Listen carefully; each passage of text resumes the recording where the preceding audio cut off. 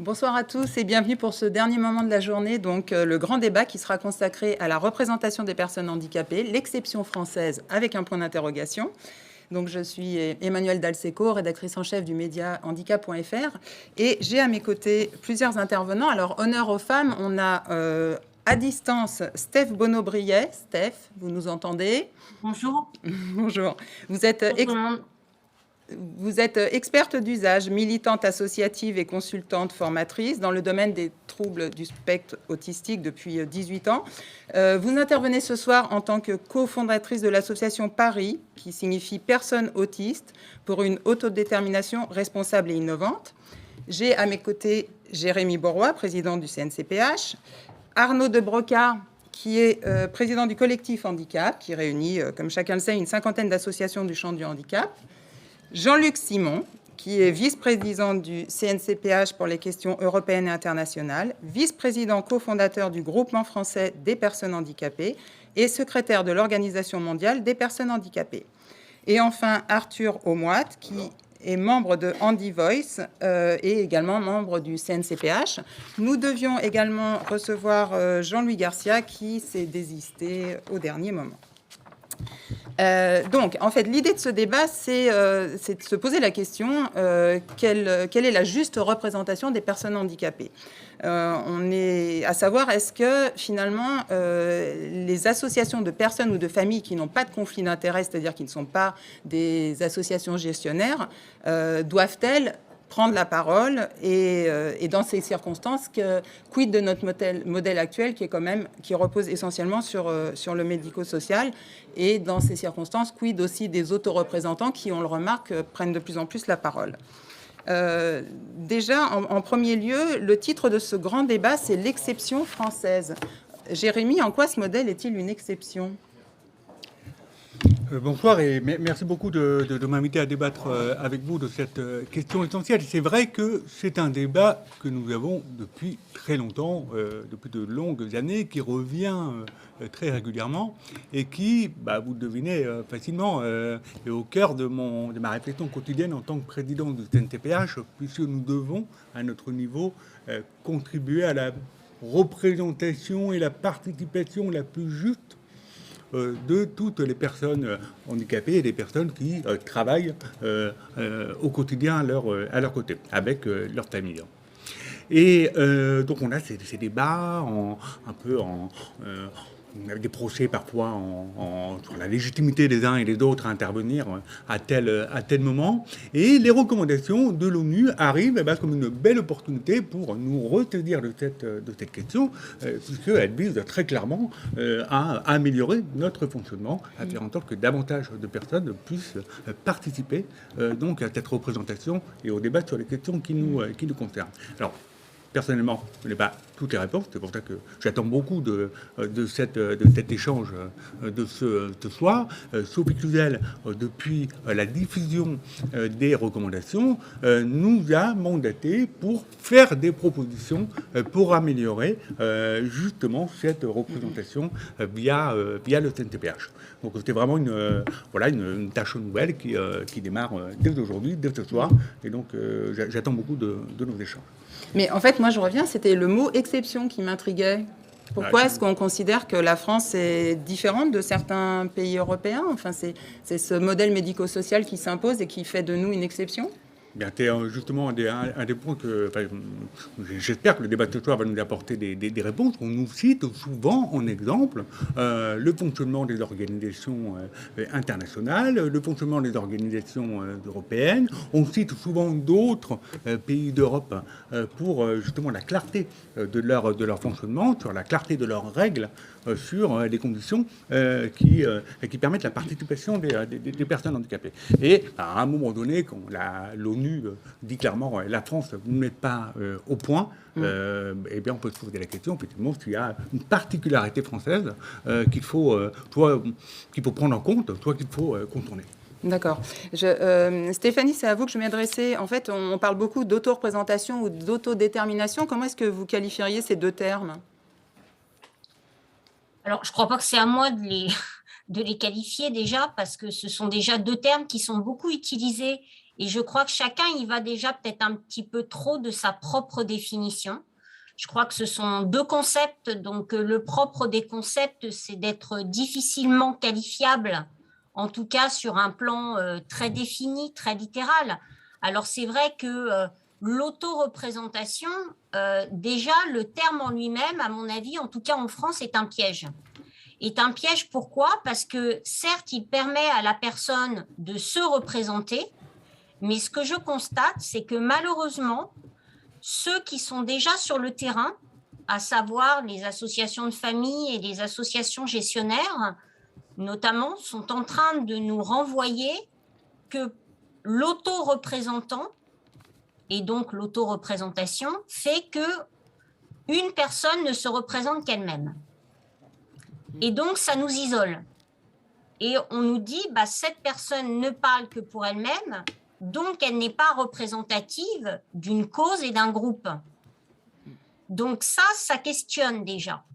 Est-ce qu'il faut continuer de parler d'autoreprésentant, ou bien est-ce qu'il faut avancer dans ce concept d'autoreprésentation pour accepter qu'un autoreprésentant, et donc derrière cet autoreprésentant, une personne en situation de handicap, est capable et a le droit, au même titre qu'une famille ou qu'un professionnel, de représenter un groupe. Et dans ce cadre-là, on avance aussi dans la notion d'autodétermination, qui est finalement une capacité, alors on va dire à mener sa vie, mais peut-être déjà dans un premier lieu une capacité à choisir. Voilà, une capacité à choisir, puis donc à décider, puis dans un troisième temps, à agir. Et quand on est dans l'agir, dans l'action, on est dans l'empowerment. Et l'empowerment, dont on parle beaucoup moins d'ailleurs en France, il revêt une couleur collective que n'a pas forcément l'autodétermination. Mais en fait, donc vous voyez, on voit bien que la France déjà utilise, investit des termes, mais uniquement ceux qui l'arrangent. Donc, on commence à être d'accord pour l'autoreprésentant parce que l'autoreprésentant est tout seul. Donc, il n'a pas trop de place, il ne dérange pas trop. On ne va pas trop parler du coup d'empowerment parce qu'on commence à voir un groupe arriver. Donc voilà, je crois que derrière, plutôt que de réfléchir finalement à la définition des mots, il faudrait plutôt voir comment on utilise ces termes et ce que l'on en fait. Donc, autodétermination, capacité à choisir, mais à partir du moment où on choisit, faut-il encore pouvoir agir derrière ? Et autoreprésentation, il ne faudrait pas isoler les personnes et finalement, un parent aussi s'autoreprésente. À partir du moment où on dit qu'un parent est capable et est en droit de représenter d'autres familles, une personne en situation de handicap est aussi capable à un moment donné de s'inscrire dans un projet et dans une dynamique collective. Oui, de toute façon, je pense qu'on aura vraiment l'occasion de revenir, surtout en fin de débat. On va rebondir sur l'intervention du membre de Jonas Rouscous de l'ONU. Il l'a déjà bien détaillé, mais moi j'ai retenu des mots quand même qui étaient très forts dans le rapport de l'ONU. C'était des approches paternalistes du handicap. Il l'a dit tout à l'heure, il dénonce une participation limitée des personnes handicapées. Alors encore une fois, cette convention, elle n'impose aucune contrainte. Elle fixe un cap, mais est-ce que c'est un cap dont on va devoir tenir compte? Je pense que cette question s'adresse à peu près à tout le monde. Donc, qui veut prendre la parole? Battez-vous. Intimement persuadé qu'il va falloir se poser cette question. Et pour répondre à la question précédente, on est dans un modèle, je ne sais pas si c'est une exception à proprement dit française, mais en tout cas, ça vient de notre culture, et notamment cette façon d'aborder le handicap, mais qui est vraiment historique, de dire on va aider, protéger la veuve, l'orphelin et l'invalide. Et on descend tous malheureusement de ça. Et c'est ce qui provoque aujourd'hui un système dit paternaliste, où on est dans une logique de je vais aider, je vais faire pour, je vais protéger, je vais parler à la place d'eux, qui part en fait sur le fond absolument pas d'un mauvais sentiment. Et excusez-moi, mais ma maman est la première à le faire. Mais en tant que personne autodéterminée, je lui dis non, stop. Là, c'est à ce moment-là, tu rentres dans ma bulle, tu fais des choses à ma place, et là, c'est pas possible. Et donc, effectivement, il faut qu'on sorte de ce modèle-là, et ça passe par l'autodétermination et l'autoreprésentation à des niveaux, comme Steph le disait, plus individuels, mais en fait de l'empowerment plus collectif, pour arriver à faire comprendre le fait que oui, comme tout à chacun, n'importe quelle personne s'autodétermine à sa façon et s'auto-représente en portant sa parole par lui-même et fait ses choix par lui-même. Et pour les personnes en situation de handicap, on est obligé de réaffirmer ces concepts-là parce que malheureusement, il y a une espèce dans l'inconscient collectif de raccourci qui est fait. De bas, je vais plutôt porter sa parole, je vais plutôt... Et même par exemple, moi c'est tout bête, je vais acheter quelque chose dans un magasin, j'y vais avec mon accompagnant, une personne, un vendeur, va parler à l'accompagnant à côté. Et comme je suis autodéterminé, qu'en plus ça me fait marrer, je rappelle juste qui a le porte-monnaie et qui paye. Et au fond c'est ça, et je lui dis, mais vous me parlez à moi en fait. Et il faut un petit peu reprendre et affirmer cette place qui ne nous a pas été laissée facilement en fait. Mais Jean-Luc, vous avez trouvé que le rapport de l'ONU était vraiment trop radical sur ce point, parce que certains lui ont reproché une vision un petit peu passéiste de la France et que les choses ont malgré tout évolué depuis. Alors, trop radical, merci tout d'abord de me laisser l'occasion de participer à ce débat. Je dirais qui est pour moi un vieux débat, un petit peu, parce que je fais un peu partie du temps des vieux maintenant, mais qui est un débat qu'on porte déjà depuis. Merci les Nations Unies d'avoir enfin pu faire porter ce débat-là en France. C'est un débat qu'on porte depuis des années. La participation des personnes handicapées plus effective dans la conduite de leurs affaires, finalement, et dans la gestion de leur vie. Il y a 30 ans, on a démarré ça en essayant de porter ça. J'ai rejoint il y a 30 ans l'organisation qui a été la première à porter cette question-là aux Nations Unies en disant les questions relatives aux droits, à nos droits ne sont pas des questions de santé ou des questions de charité, mais ce sont des questions politiques et des questions sociales. Donc c'est des questions qui doivent être résolues sur le plan politique et non pas médical. Donc ça a été la première évolution. Et puis c'est arrivé à la Convention en entraînant un mouvement beaucoup plus général.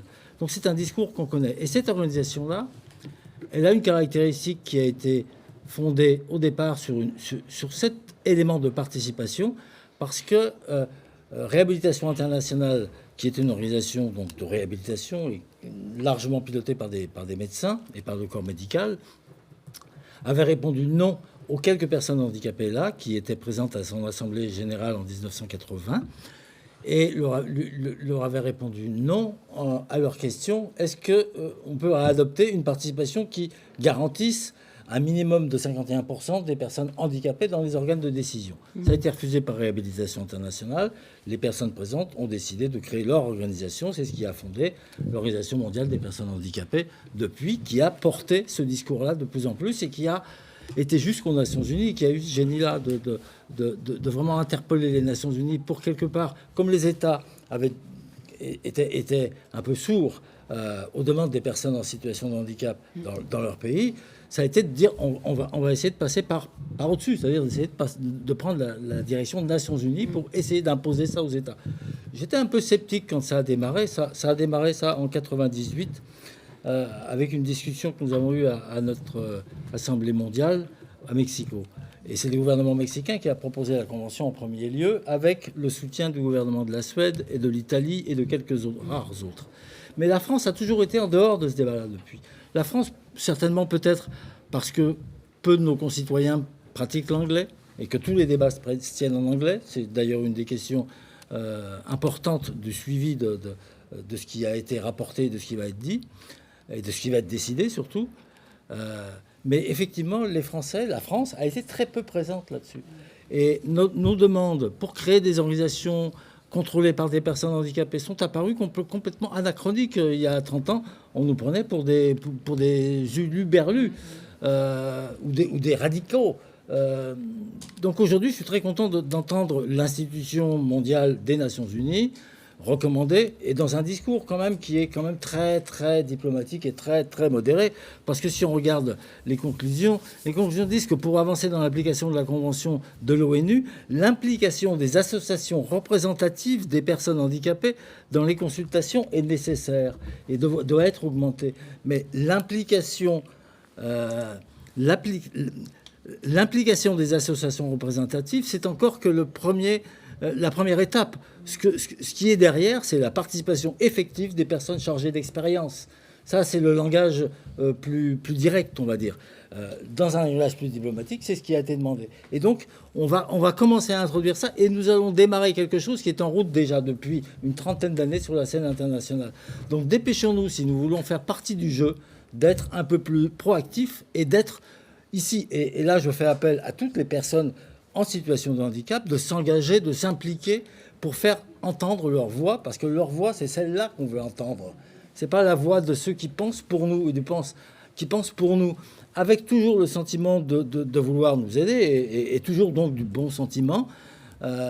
Et donc c'est très difficile à corriger, puisque ceux qui nous veulent du bien, il est difficile de leur demander de faire autrement. Mais il faut qu'ils puissent s'imposer là.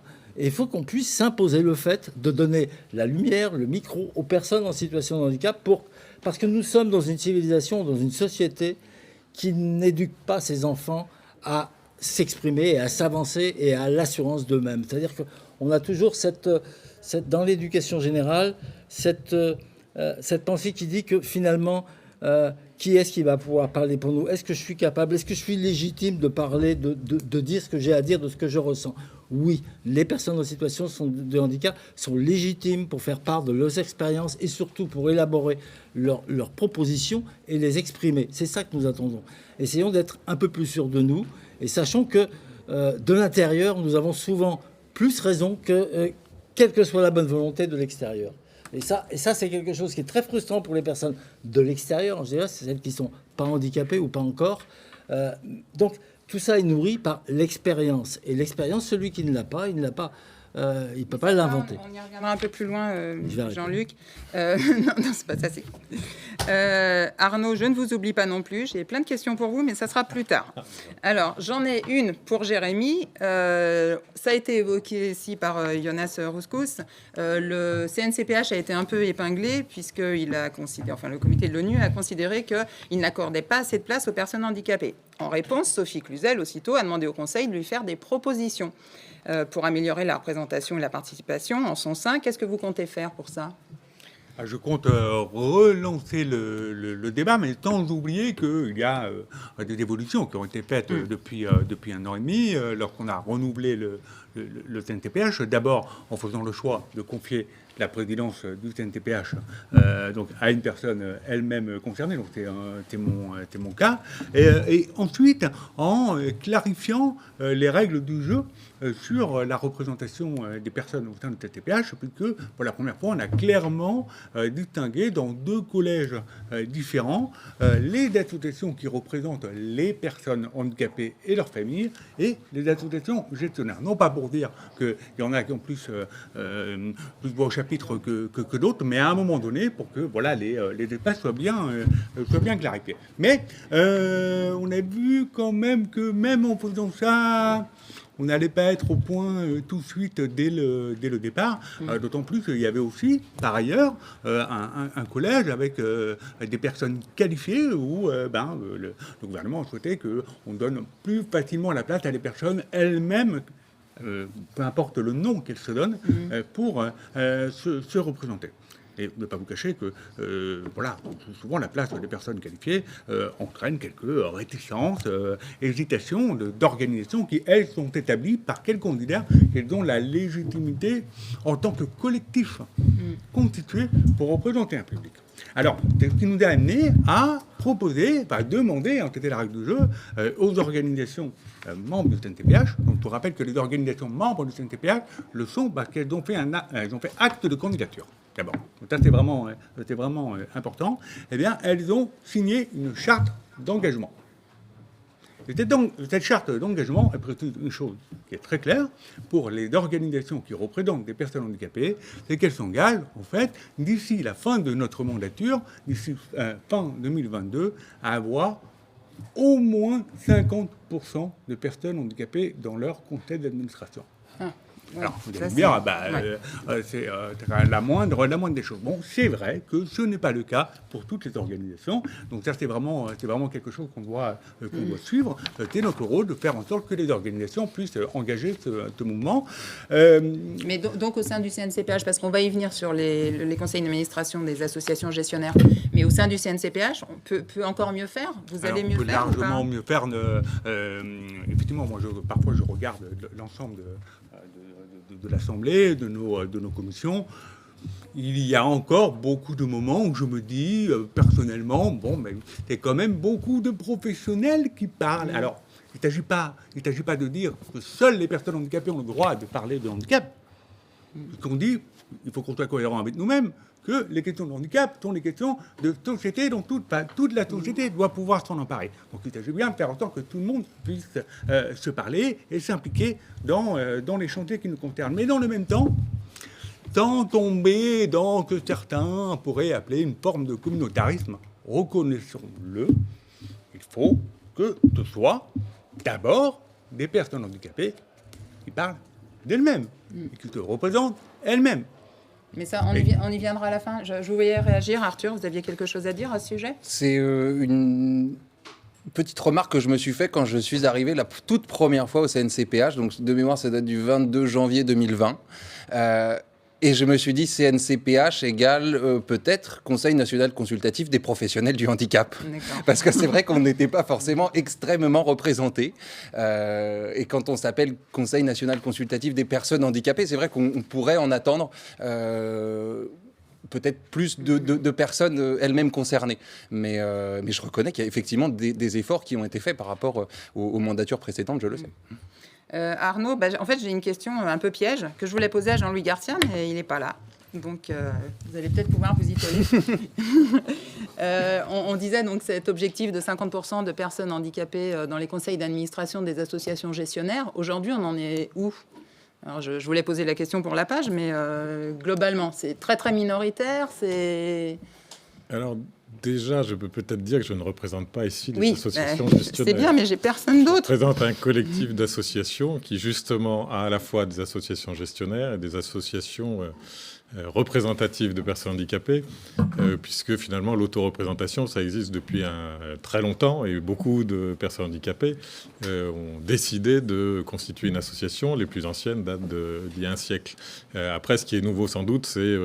Et ce qui pose des questions sur le modèle associatif, certainement, c'est la volonté ou pas de travailler en association. Alors après, sur la composition des conseils d'administration des associations gestionnaires, moi, je n'ai pas la réponse, mais par contre, je peux dire comment on va travailler, comment on aborde le sujet, puisque ça rejoint évidemment votre question. Nous, on a décidé aussi, en modifiant nos statuts, que l'on va distinguer les associations représentatives et les autres associations. Et le critère qu'on prend, et ce n'est pas un critère en fin de mandature, c'est un critère le mois prochain, c'est la composition du conseil d'administration, c'est-à-dire que sont considérées comme représentatives les associations qui ont plus de 50% de personnes handicapées dans leur conseil d'administration, parce qu'on estime que c'est aussi ça qui fait que, dans une association, le conseil d'administration reste quand même l'organe de décision, d'organisation, etc. Donc cette liste, on est en train de la faire.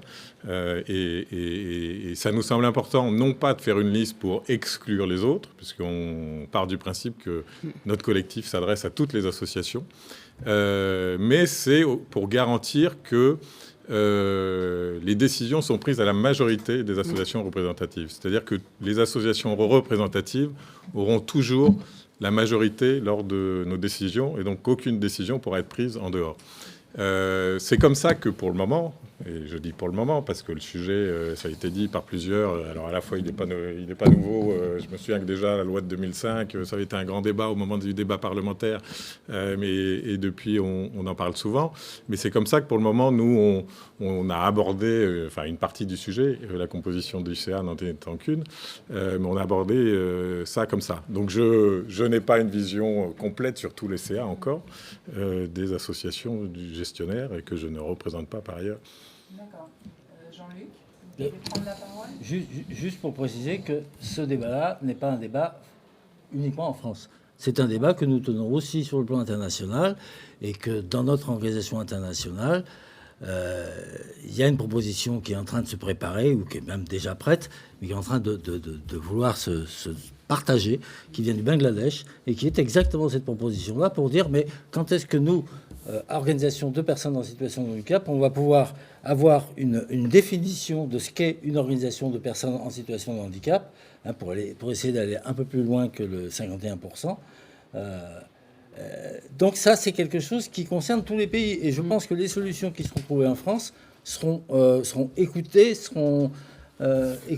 par d'autres, et attendues par d'autres. Après, au-delà de la composition du CA, à mon avis, et c'est aussi des sujets sur lesquels on réfléchit, c'est-à-dire c'est comment, parce qu'on voit bien si beaucoup d'autoreprésentants ne veulent pas rejoindre le mouvement associatif, ça dépasse la question de la composition du CA. Ça pose la question de l'organisation, à mon avis, des associations. Comment elles font participer leurs adhérents aux prises de décision, à la participation. Donc là, il y a aussi certainement des critères à chercher sur la manière dont après les décisions sont prises, comment on fait participer de fait les adhérents en situation de handicap, comment ça se passe, qui élit le conseil d'administration. C'est aussi un critère qu'on a mis, nous, dans nos statuts. C'est-à-dire qu'il faut que les conseils d'administration soient élus aussi par des personnes handicapées pour pouvoir les représenter et être leur association. Mais après, oui, ça pose évidemment beaucoup de sujets d'organisation des associations, de liens avec leurs adhérents. J'ai une petite alerte de Jérémy Bourrois qui me dit que pour assurer une bonne participation des personnes handicapées, se pose aussi la question de l'accessibilité des débats, notamment au sein du CNCPH. C'est vraiment un sujet qu'on a pour que très rapidement, l'ensemble de nos réunions, de nos travaux, prennent en compte toutes les modalités d'accessibilité. On est là pour donner des leçons à d'autres. On essaie donc de les appliquer à nous-mêmes, avec donc toutes nos réunions qui sont couvertes par des dispositifs d'interprétation langue de signes, de transcription simultanée, de codage en langue française par les complétés. Et d'ici quelques semaines, le FALC qui devient la règle dans toutes les saisines du CNCPH, pour que tous les documents de travail des commissions et des plénières soient également disponibles en PAC, sans oublier toute l'accessibilité digitale de nos supports de communication. C'est la condition. Donc, c'est aussi la condition qui s'impose à toutes les organisations qui ont la prétention de représenter les personnes handicapées, pour que dans leur propre fonctionnement, dans leur propre communication, elles soient irréprochables en matière d'accessibilité. Mais les associations gestionnaires font l'objet de certaines critiques. Si on cite le cas de APF France Handicap, elle a pourtant été créée par des personnes handicapées, donc on peut considérer qu'elles sont auto-représentées. Mais finalement, qu'est-ce qu'on leur reproche aujourd'hui ? D'être à la fois jugées parties, de gérer des établissements. Enfin, où se situe le débat et le malaise ? La question est de toute façon un peu difficile, parce qu'à partir du moment... Les organisations représentatives sur le plan international, un de nos critères, c'est d'être non gestionnaire. C'est-à-dire qu'on s'impose la contrainte de ne pas à la fois gérer des services et en même temps de représenter les personnes qui utilisent ce service. D'accord, elles ne peuvent pas être jugées parties. Voilà. Donc ça, c'est la règle. En dehors du handicapé ou pas handicapé, c'est une question de compétences. C'est comme si le patron de Renault... représentait ses ouvriers au conseil syndical. Non, en fait, le modèle à la fois militant et gestionnaire, c'est devenu incompatible. Ça me semble difficilement compatible. En sachant que, d'ajouter une chose, que les autoreprésentants ou les experts d'usage, comme je préfère les appeler, sont des personnes qui doivent aussi avoir... On ne s'improvise pas représentant comme ça ou expert d'usage comme ça, simplement parce qu'on a vécu une situation. Il faut d'abord apprendre à l'analyser, à la décortiquer, à prendre du recul, à avoir un peu de pédagogie. Donc ça veut dire un peu de formation. C'est-à-dire qu'on doit être on doit répondre aussi à un certain nombre de choses. On ne peut pas parler en termes d'autoreprésentants uniquement pour soi-même. Donc il faut aussi avoir cette notion du collectif et de connaître un peu les règles du jeu collectif, justement. Alors, par exemple, une API, elle a, alors je pense, soutenu la création de l'association Nous aussi, qui est aussi une association de personnes avec une déficience intellectuelle auto-représentée. Stéphanie, qu'est-ce que vous en pensez ? Alors justement, là, je pense qu'il y a des points qui sont essentiels, qui viennent d'être soulevés. Alors, je suis d'accord avec ce que vient de dire Jean-Luc par rapport au fait qu'effectivement, pour parler collectivement, il faut pouvoir prendre du recul aussi par rapport à sa propre histoire. C'est-à-dire que sa propre histoire doit pouvoir porter collectivement. Donc ça s'apprend aussi de pouvoir ne pas rester non plus trop auto-centré et de ne pas plaquer son histoire à tous. Donc voilà, il faut pouvoir faire que son histoire contribue et apporte collectivement. Donc ça, c'est pas forcément quelque chose d'évident au départ et ça demande effectivement à être accompagné, en tout cas à être réfléchi collectivement. La deuxième chose que je voulais dire, c'est qu'effectivement, Jérémy évoquait tout à l'heure qu'au niveau du CNCPH, il y a des associations, d'un côté des associations gestionnaires et des associations de familles et d'autoreprésentants. À ma connaissance, il y a très peu, voire qu'une seule association uniquement composée d'autoreprésentants. Et se pose effectivement la question des associations de familles qui, alors comment doit-on dire, qui accueillent des personnes directement concernées par le handicap, qui tolèrent, qui vont introduire une parité dans leur conseil d'administration. Est-ce que les personnes en situation de handicap le souhaitent ? Est-ce qu'on accepte aussi du coup les associations qui sont composées uniquement de personnes en situation de handicap, sachant qu'il ne faut pas créer une sorte d'autocratie non plus de personnes en situation de handicap, je crois que ce serait contre-productif. Mais moi, ce que je crains pour côtoyer aussi des personnes avec des profils et des handicaps divers et variés, c'est qu'il ne faudrait pas non plus que dans les associations de famille, on ait des personnes en situation de handicap qui fassent acte de présence. C'est-à-dire comment on accompagne aussi l'autodétermination des personnes en situation de handicap dans les associations de famille quand elles souhaitent être dans les associations de famille. Il ne faudrait pas non plus qu'il y ait uniquement des présences pour rentrer dans des quotas en disant oui, nous, on a bien 50% de personnes dans notre CA. Donc ça, c'est aussi une vigilance parce que j'en parle parce que nous, on est en train de le vivre au niveau des GEM, des groupes d'entraide mutuelle. Je crois que c'est un reflet de ce qui se passe sur un plan global, à savoir est-ce que ces groupes d'entraide mutuelle sont vraiment portés par des associations de personnes elles-mêmes? Est-ce que ces groupes d'entraide mutuelle sont récupérés par des associations gestionnaires?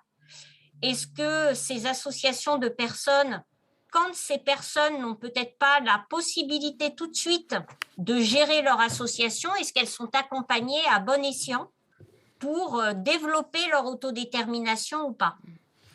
Donc voilà, ça c'était des points qui me semblaient importants. Et pour parler de Nous aussi, effectivement, nous, le président de Nous aussi était au Conseil national autisme au sein des troubles du neurodéveloppement et il n'y est plus. Il n'y est plus et je comprends qu'il n'y soit plus parce qu'il n'avait pas les moyens de s'exprimer. Donc, Jérémy parlait de l'accessibilité. Est-ce que l'on donne les moyens aux personnes aussi de pouvoir s'exprimer ou est-ce qu'on les invite, on les accueille, on leur demande gentiment de s'asseoir et on dit, voyez, elles sont là, mais si elles sont là et qu'elles ne peuvent rien dire, c'est pas une fin en soi. Il a choisi de ne plus y être ? En tout cas, il n'y est plus. De fait, il n'y est plus. Jérémy ?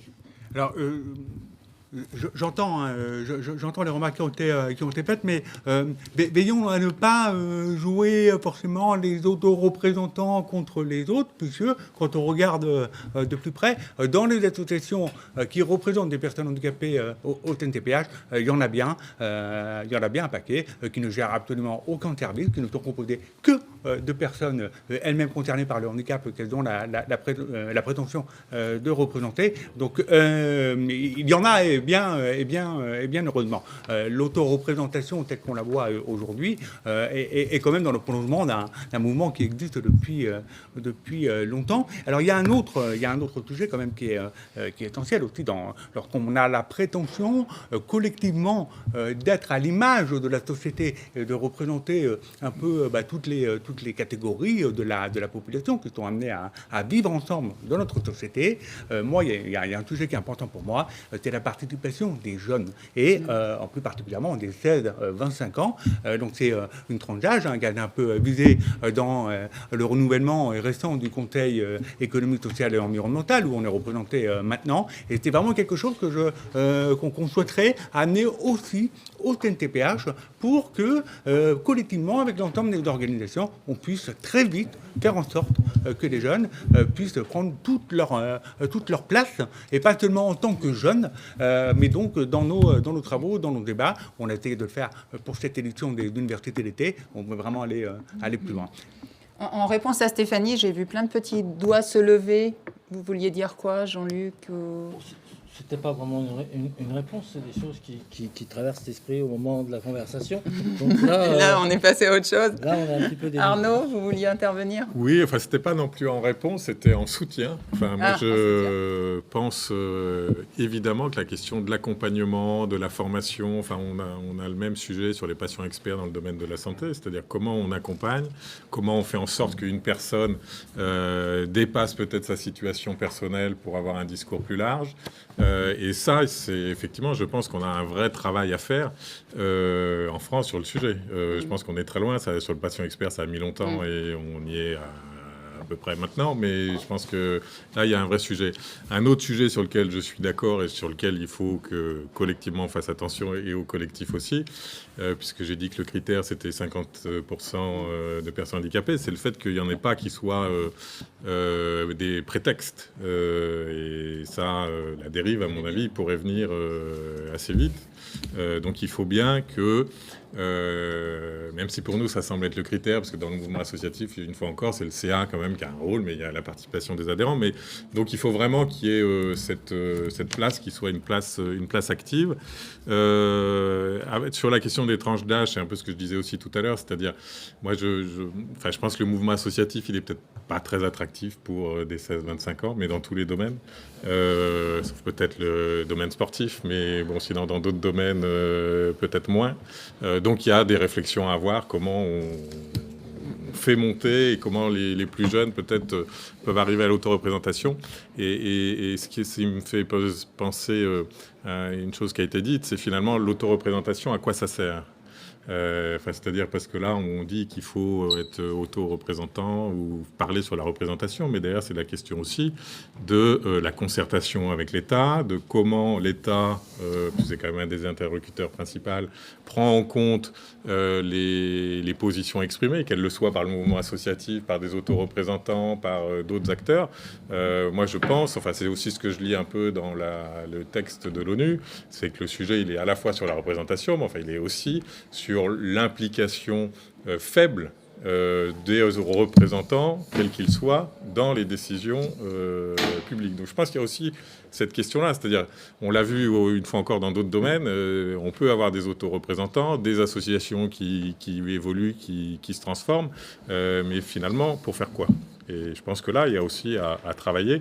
Donc le CNCPH y contribue évidemment, puisqu'il est consulté sur beaucoup de textes, mais je pense qu'il y a une culture aussi de la concertation à faire, et que l'autoreprésentant ne doit pas être aussi un prétexte pour l'État, à mon avis, de dire on fait monter des autoreprésentants, mais on ne concerte pas finalement plus. Donc je pense qu'il y a aussi des questions à se poser. Ne faisons pas non plus comme si le TNTPH avait été envahi d'autoreprésentants. Les parts restent quand même... Ah, mais c'est pas ce que je disais, c'était pas mon propos. Le cœur du TNTPH reste bien celui des organisations constituées, donc qui sont désignées par des collectifs qui ont l'expérience. On n'a pas du tout dit ça, Jérémy. Et la culture de la concertation. C'était pas du tout mon propos. Non, je crois que c'est pas du tout notre discours. Enfin, nous, personnellement, au niveau de Paris, on travaille énormément avec les familles. On a beaucoup de respect pour les familles et les professionnels. On a même un conseil de professionnels et de chercheurs avec nous.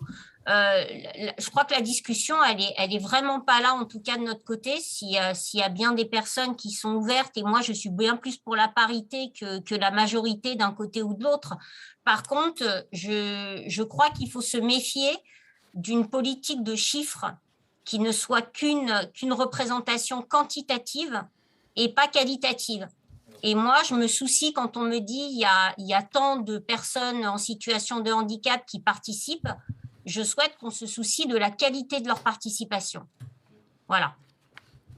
Et c'est en ça que j'étais tout à fait d'accord avec les différents propos qui étaient tenus tout à l'heure, non seulement de Jérémy sur l'accessibilité des débats, des sujets, et sur ce que tu disais Stéphanie et que tu disais aussi Jean-Luc, sur la formation. Et ça revient aussi, le sujet est le même sur l'engagement des jeunes. Pour pouvoir s'engager, il faut que les jeunes puissent être formés, étayés.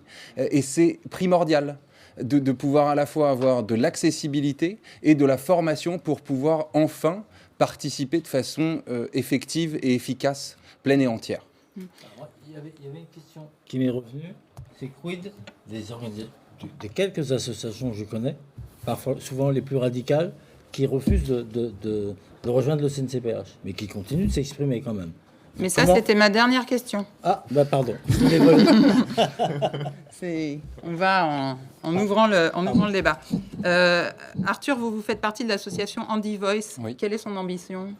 L'ambition d'Andy Voice, c'est d'abord pouvoir réunir des autoreprésentants, c'est-à-dire des personnes d'horizons divers qui ont des histoires, des parcours de vie, des handicaps différents, et pouvoir d'abord faire en sorte qu'il y ait un sentiment d'appartenance, une chose de partage entre pairs, P-A-I-R-S ou P-A-I-R-E-S, déjà de se sentir entendus, compris les uns avec les autres, partager des idées entre personnes en situation de handicap qui le vivent au quotidien, et par la suite de pouvoir, en fait, à travers différentes représentations et participations, de pouvoir porter cette voix sans intermédiation, donc en s'auto-représentant, et de pouvoir faire en sorte que la voix des personnes compte et soit entendue. Mais donc, il y a des associations de personnes auto-représentées qui peuvent avoir aussi un impact politique et qui peuvent se faire entendre, on est bien d'accord ? Il en existe, bien évidemment. Oui. Pas assez ? Malheureusement, on est encore trop petit, on est encore trop isolé, effectivement. Et il y a aussi des personnes qui, sans faire partie d'une association d'autoreprésentants, mais sont des représentants en eux-mêmes. Et c'est vrai que du coup, c'est encore trop petit et balbutiant à ce stade.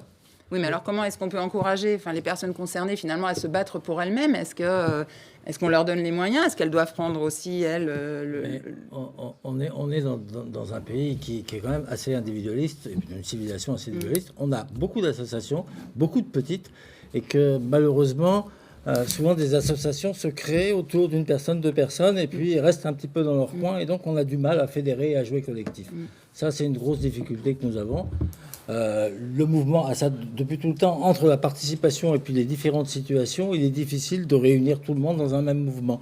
Et réunir tout le monde dans un même mouvement, c'est d'essayer de penser non pas handicap, non pas déficience, non pas barrière, parce qu'à chaque fois on va trouver des choses différentes, mais qu'est-ce que nous cherchons tous à atteindre finalement ? C'est l'autonomie, c'est vivre autonome. Donc essayons de créer des mouvements, c'est notre objectif, autour de l'objectif de l'autonomie, de la vie autonome, de la citoyenneté, de l'égalité, de la fraternité, enfin des valeurs que nous partageons tous. Tout ce qui nous réunit. Au-delà de nos clivages et de nos appartenances. Mais est-ce que finalement la montée en puissance des réseaux sociaux, c'est pas en train de changer la donne ? Alors il y a beaucoup d'expressions qui sont un peu anarchiques, qui sont parfois violentes, qui sont mais finalement il y a cette expression aussi qui se fait. Alors moi je vais vous citer un hashtag qu'on a vu apparaître récemment. Alors c'est pas tendre, c'est les associations, les assos gestionnaires donc c'est sur Twitter. Donc un double discours permanent, une hypocrisie sans nom. C'est un discours très très radical. Mais qu'est-ce qu'on en fait de cette, je vais presque dire cette colère ?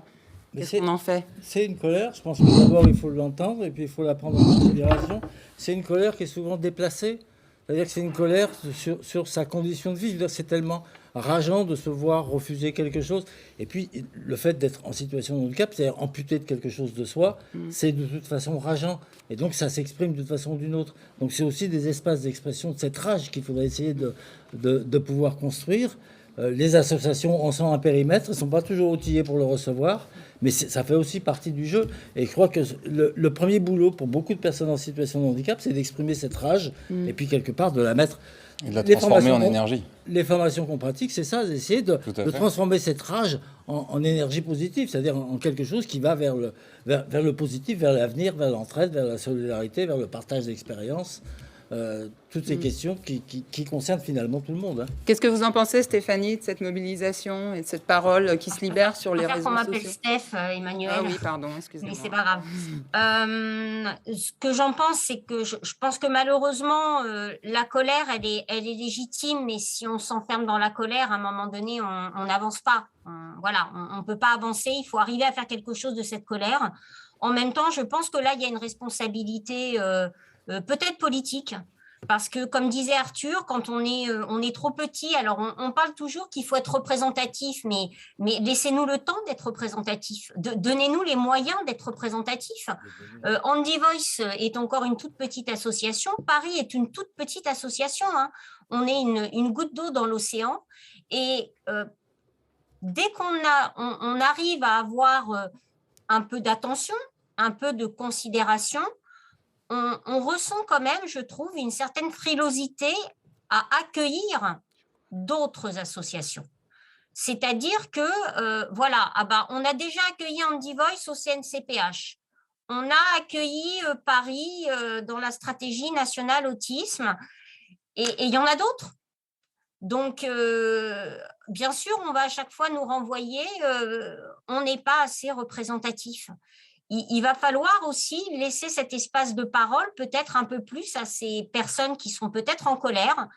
Il y a peut-être des associations moins dociles que d'autres, mais à un moment donné, je crois que la colère, elle s'auto-alimente aussi d'un manque d'espace de communication. Et qu'à un moment donné, il faut aussi que les pouvoirs publics acceptent d'entendre ces personnes qui ont peut-être parfois des discours radicaux, que je n'approuve d'ailleurs pas moi-même, mais ce n'est pas de toute façon en excluant ces personnes, en ne leur donnant pas la possibilité de s'exprimer, que de toute façon, on arrivera à un moment donné à quelque chose de concluant et de productif. Jérémy, et comme vous le dites, du coup, les réseaux sociaux, je ne suis pas sûre que ça devienne forcément un bon vecteur de communication.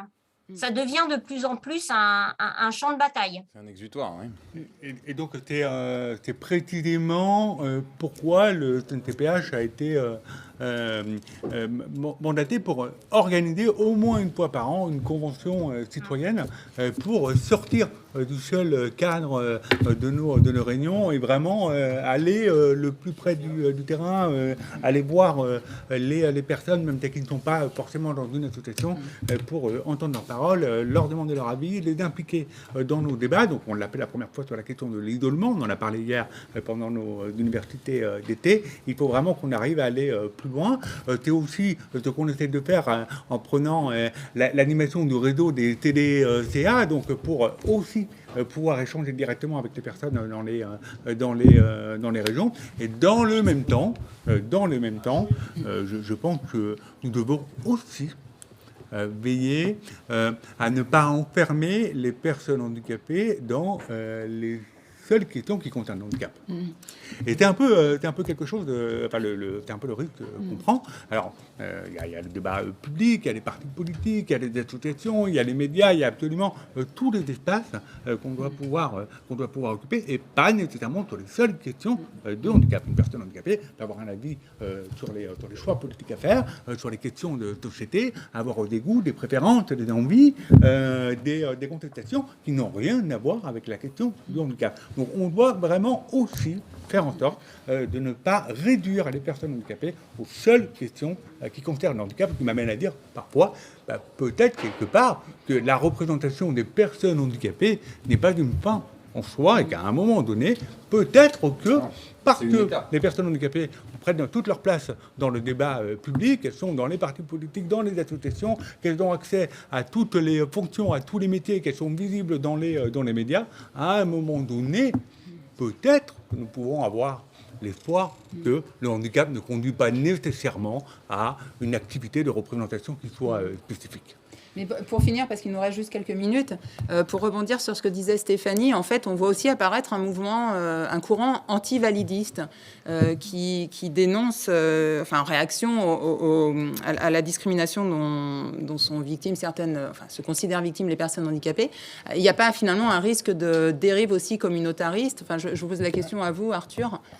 Il y a forcément un risque à un moment de dérive communautariste, dans le sens où, en se mettant absolument en contre d'une situation et rejeter une situation, la personne ou la situation que l'on rejette va en retour nous rejeter aussi.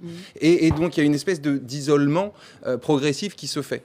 Mais on peut tout à fait aussi comprendre, et moi je le comprends pleinement, pourquoi est-ce qu'il y a des mouvements extrêmes ou des réactions extrêmes sur les réseaux sociaux, qui est aujourd'hui une caisse de résonance. Et c'est important d'avoir cette liberté d'expression-là.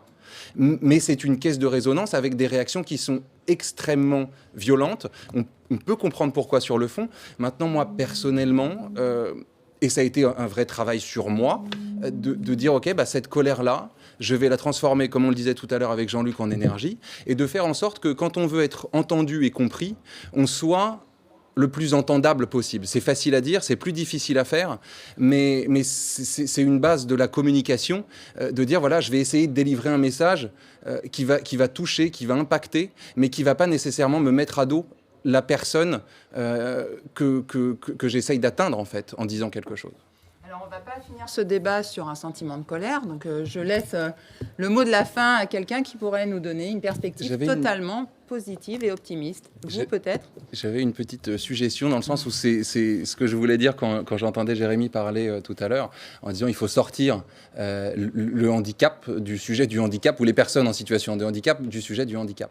Et je trouve ça extrêmement juste, et je pense qu'on a une véritable opportunité à jouer, nous, en tant que personnes en situation de handicap, dans le sens où j'ai toujours considéré le handicap comme un miroir, une loupe grossissante sur les sujets et les problématiques que nous rencontrons tous dans la société. Et en faisant en sorte d'adjoindre les personnes en situation de handicap pour solutionner ces problèmes qui nous touchent tous, on va pouvoir plus facilement trouver une solution et par ailleurs donner une place, une légitimité, quelque chose d'évident pour le handicap, de solutionneur. Et c'est en ça où on peut tous arriver à bosser ensemble dans une société inclusive et pour le bien de tous, pas juste des personnes handicapées, mais le bien de tous. On finit là-dessus ou il y a encore plus optimiste? On peut toujours trouver plus optimiste. Retrouvez-nous au bar après la réunion. Je pense qu'on va s'amuser. Ça, c'est un super conseil. Bon, écoutez, je vous remercie infiniment pour vos interventions et nous cédons la parole, alors là, pour le coup, à quelqu'un de super optimiste, Christophe Fluder, qui va nous donner sa vision des choses, j'espère.